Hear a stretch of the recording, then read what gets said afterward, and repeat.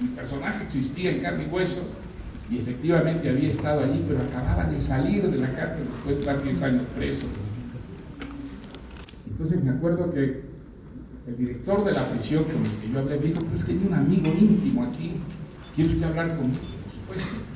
Hablé con el amigo íntimo, muy desconfiado, pero yo le dije: mire, si yo estoy escribiendo una ficción, no va a aparecer el nombre de él, pero tengo fascinación, quisiera oír de sus labios la historia. Y finalmente me dijo: mire, está trabajando en una heladería en Miraflores. Así que salí de la cárcel a esa heladería y lo vi. Vi al personaje en el que había estado 2 años, yo trabajando, inventándolo, y ahí estaba.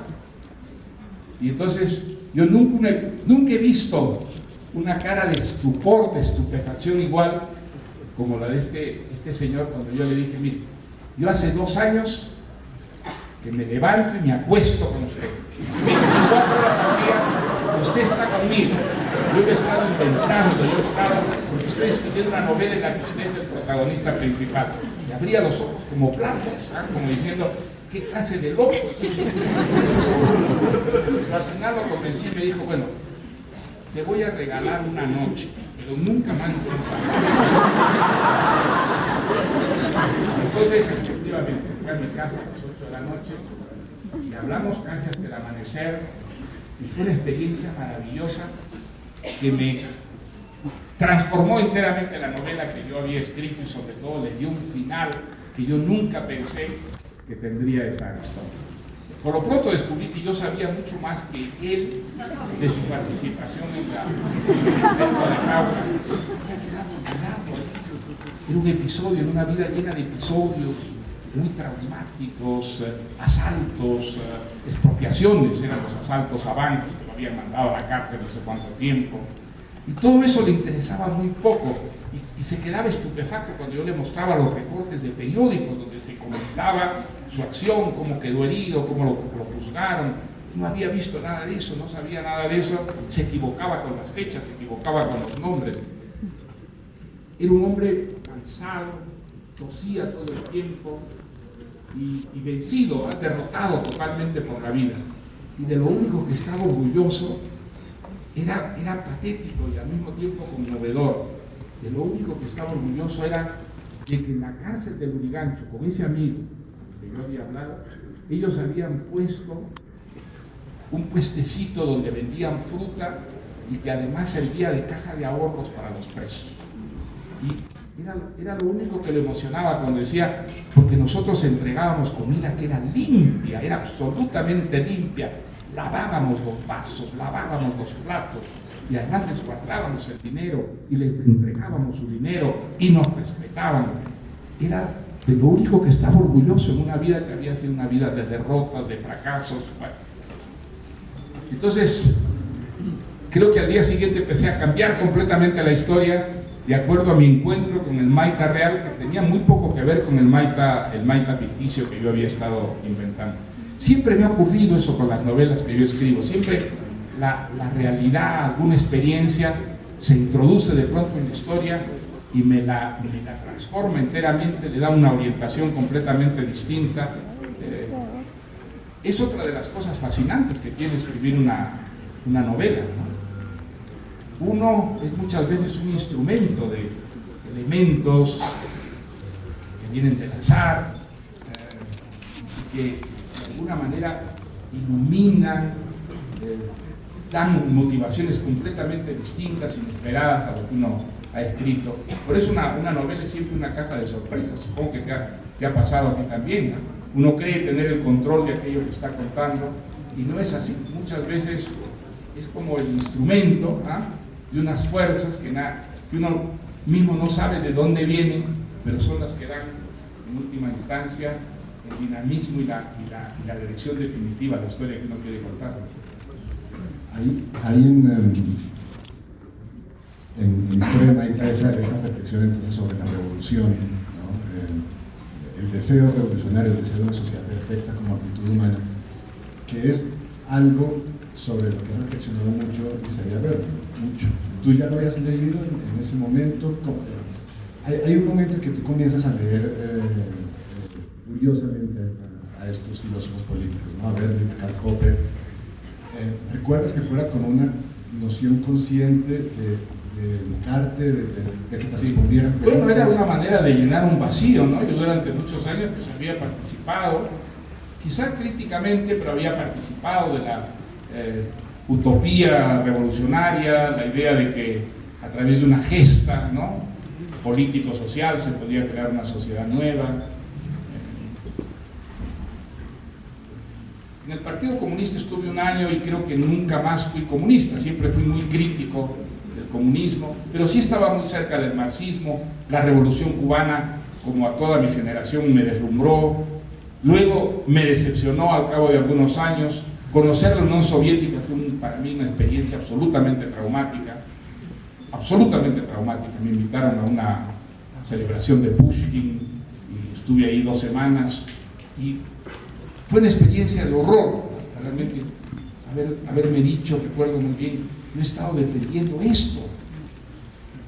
Si yo fuera ruso, yo estaría o en un campo de concentración, o muerto, o en el exilio, o sería eso que la Unión Soviética llamaba los parásitos sociales, ¿no es cierto?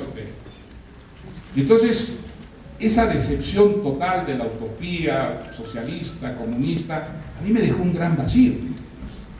Un vacío que yo traté de llenar leyendo a gentes que había detestado antes, porque es lo que indicaba el marxismo que había que hacer. Había que detestar a Raymond Aron. Yo empecé a leer a Raymond Aron. Raymond Aron a mí me deslumbró sobre todo el opio de los intelectuales. Y cuando descubrí a Popper y descubrí a Berlin, quizá a Isaías Berlin lo descubrí antes de Popper, yo quedé fascinado porque él contaba a través de ejemplos y con tanta elegancia lo que había significado la utopía social en la historia de la humanidad, cómo había traído mucho más problemas de los que quería resolver, y de todo eso pues venía una enseñanza que era una enseñanza a favor de esa coexistencia en la diversidad que es la democracia. En fin, seguramente cuando escribí la historia de Maita, creo que has hecho tú bien en recordarlo, yo empezaba a salir, digamos, de la orfandad en que me había dejado esa crisis política y empezaba a reivindicar la cultura democrática y empezaba, digamos, a tomar conciencia de que la utopía era la fuente de las peores masacres que había vivido la utopía religiosa, la utopía social, ¿no? Y entonces, seguramente todo eso impregna de alguna manera la historia de Maita. Fueron justamente esos años de transición y en los que, como Isaías Berlin insistía tanto en el riesgo que había en abrazar la utopía social, de alguna manera creo que la historia de Maita reflejaba, era un ejemplo muy gráfico de lo que eso había significado en el caso concreto del Perú en los años 60. Lo preguntaba también porque lo siguiente que te pasa es tu campaña política. Y el primer libro que publicas después es El pez en el agua, que es 2 libros en realidad, de alguna manera. En los capítulos impares cuentas el mundo idealista, muy puro de tu niñez, del nacimiento, de la vocación literaria, hasta que te vas a ser escritor a París, que es un mundo como está planteado ahí, de una pureza extraordinaria, una belleza extraordinaria. Y los capítulos pares son los capítulos de tu experiencia política. La idea del libro era la de escribir exclusivamente una memoria sobre lo que había sido mi experiencia política. Yo quería entenderla. Para entender una experiencia no hay nada como alejarla, distanciarla a través de la escritura, ¿no? Entonces, y además quería un poco sacarme de encima, escribir es una especie de catarsis también, ¿no es cierto? Y entonces, pues yo quería escribir esa historia, que había sido para mí una historia por una parte fascinante. Un escritor ve la política siempre desde una biblioteca, y claro, la idea que tiene es una idea muy falsa de lo que es la política. Es muy distinto ver la política desde una biblioteca, como algo que tiene que ver con las ideas, con la creación, y otra cosa muy distinta, vivirla en una campaña política en el contexto de un país que está siendo arrasado por una rebelión absolutamente fanática, en la que hay muertos inocentes, sobre todo por doquier. Entonces, pues yo quería escribir esto. Yo aprendí muchas cosas. En primer lugar, aprendí que la digamos, las ideas, desgraciadamente, juegan un papel, pero un papel mucho menos protagónico en una campaña electoral. En una campaña electoral son mucho más importantes las pasiones, los instintos, todo ese trasfondo irracional en el que se vuelcan los rencores, el resentimiento. Descubrir cómo la atracción del poder corrompe atrozmente al ser humano, cómo puede llevar a gentes que parecen tan decentes, tan convenidas, a cometer vilezas espantosas, y al mismo tiempo descubrí cómo también puede brotar en el contexto de la política una generosidad extraordinaria. Mucha gente en mi campaña dejó sus trabajos para dedicarse en cuerpo y alma a trabajar conmigo. Entonces tenía unos sentimientos mezclados. Tenía un sentimiento muy claro de que yo no era político, yo carecía totalmente de aptitud para la política, y que había sido una insensatez, digamos, aceptar esa candidatura, pero al mismo tiempo esa experiencia me había enseñado cosas que yo desconocía por completo. Yo creía conocer el Perú, por ejemplo, no. Yo descubrí un Perú feroz. Nosotros decíamos siempre, no, el Perú es un país muy tranquilo, un país donde había verdaderos baños de sangre cotidianos, ¿no es cierto? En los 3 años que duró esta campaña, pues murieron miles de peruanos. Eran los años peor del terrorismo, del contraterrorismo. Entonces yo quería escribir sobre eso. Pero cuando empecé a escribir, empecé a sentir que estaba dando una versión de mí mismo que era completamente falsa, porque yo había sido político esos 3 años, pero nunca la política había sido mi vocación, y que estaba olvidando lo que es realmente importante en mi vida, que es mi vocación de escritor. Y entonces fue por eso que se me ocurrió hacer como un contrapunto entre la historia de esos 3 años en que estuve haciendo política y todos los años de mi niñez y juventud, donde nació mi vocación literaria, en qué contexto nació, en qué contexto se fue afirmando. Me pareció que dando esos 2 testimonios daba un testimonio más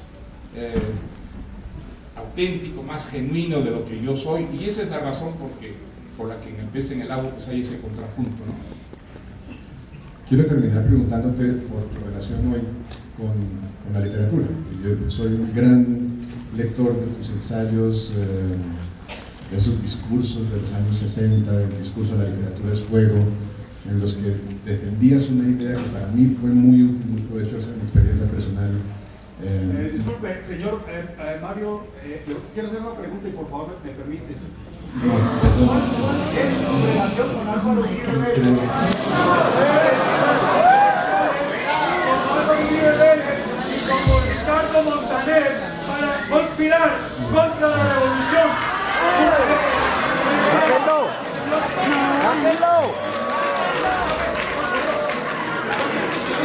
Está loquito, pues nada que hacer. Yo creo que lo que usted está haciendo es profundamente descortés. Y Álvaro Uribe para conspirar una revolución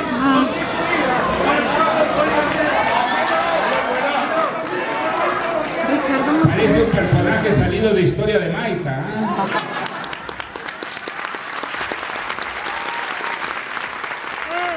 Eso es.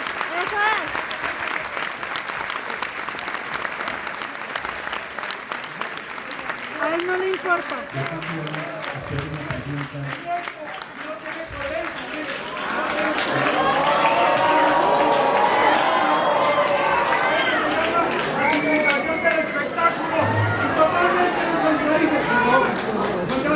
Sí, es cierto.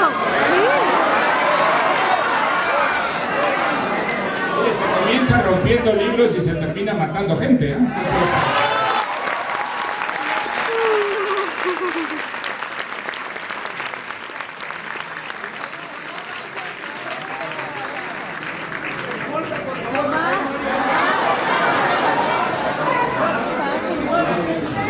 Todos tienen la razón, no importa.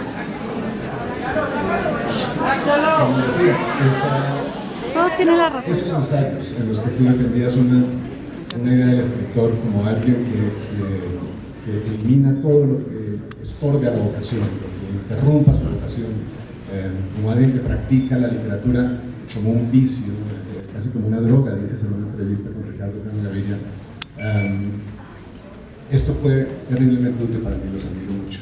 Y quería preguntarte, ¿qué es hoy para ti leer ficción y escribir ficción? Y con eso lo mismo que entonces, Juan Gabriel. La literatura ha sido mi vocación desde que era muy niño. Las mayores satisfacciones que he tenido en mi vida me las han dado los libros que he leído y los libros que he escrito. Ahora, nunca he sentido yo el quehacer de leer y de escribir como algo separado del resto de la vida. Hay escritores que efectivamente la literatura los aparta de la vida y son escritores extraordinarios y han creado mundos riquísimos, pero hay otros escritores, dentro de los cuales estoy yo, que necesitamos de la vida cotidiana, de la vida para hacer... Yo tengo el derecho de estar aquí y usted no me puede sacar de aquí. Digamos, esta contaminación de la vida cotidiana, Pagué para estar aquí. que nos estamos sufriendo, que nos exaltan, y nos deprimen, las que le dan contenido a la literatura. Y los libros que de alguna manera nos explican y nos hacen entender mejor esa vida cotidiana con todos sus tumultos y transformaciones, justamente dan a la literatura una verdad, una autenticidad. Todo eso ha sido para mí la literatura. Ahora, es lo que más amo.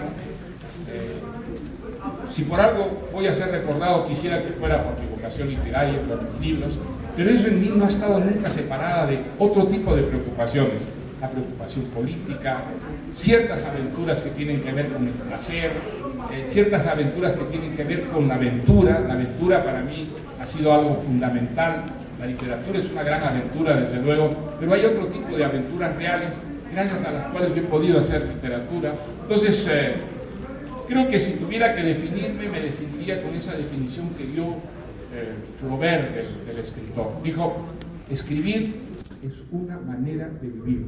Yo en algún momento empecé a vivir de esa manera, a vivir para la literatura, en el sentido de que todo lo que hacía, aunque estuviera muy lejos de la literatura, de alguna manera repercutía sobre mi vocación literaria, la enriquecía, le daba materiales para desarrollarse. Entonces la literatura es inseparable de lo que yo soy, aunque haya sido muchas otras cosas aparte de la literatura. Mira, yo quisiera terminar agradeciéndole a ese señor por esa interrupción. Sí, lo digo sinceramente. Es verdad. Ustedes no saben qué aburridas pueden ser. Es verdad.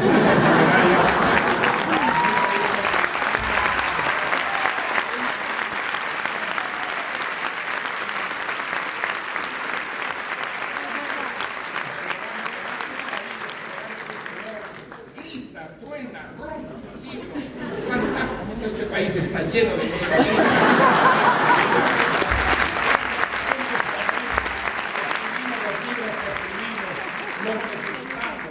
son provocadores fundamentales que están detrás de las grandes aventuras literarias. Muchas gracias, señor. Le deseo una larga vida.